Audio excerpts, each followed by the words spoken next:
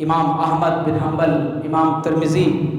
اور امام ابو داؤد اپنی سنن اور مسند میں روایت کرتے ہیں۔ حضرت ثوبان راوی ہیں، حضور علیہ السلام نے فرمایا انما اخاف علی امتی الائمۃ المضلین،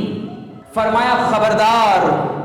مجھے اپنی امت کے بارے میں اگر سب سے زیادہ کسی بات کا خوف ہے تو فرمایا وہ گمراہ کرنے والے سربراہ ہیں، ایسے سربراہ، ایسے رہنما جو گمراہ کرنے والے ہوں گے۔ اور فرمایا اگر میری امت میں ایک مرتبہ تلوار چل پڑی تو قیامت تک وہ تلوار پھر چلتی رہے گی، آپس کے فتنے، جھگڑے، لڑائیاں۔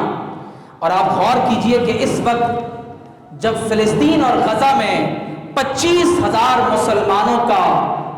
جینوسائیڈ کیا گیا ہو، Israel International Court of Justice IHL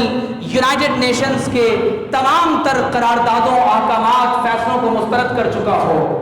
United Nations کے 100 سے زیادہ افراد کو خود اسرائیل نے مار دیا ہو،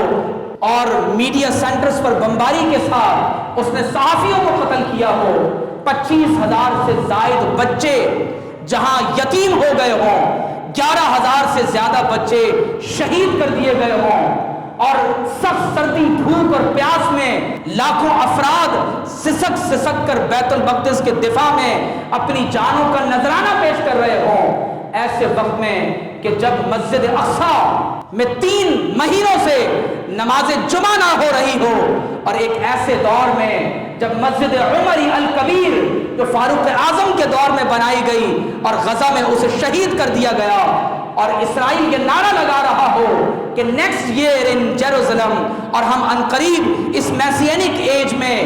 نعوذ باللہ مسجد اقصی کو تاخت و تاراج کر کے اپنا 3rd ٹیمپل بنائیں گے۔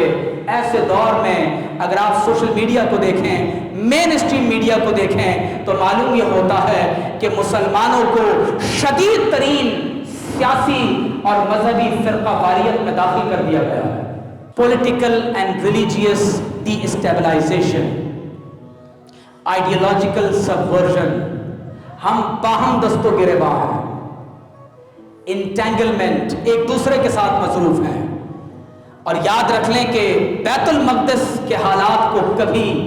آئسولیشن میں مت دیکھیے گا، کیونکہ حضور علیہ السلام کا فرمان ہے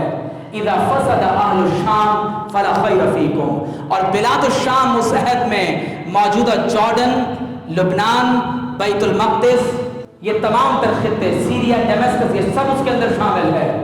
تو اگر وہاں خیر نہیں تو امت کے کسی خطے میں خیر باقی نہیں رہے گی۔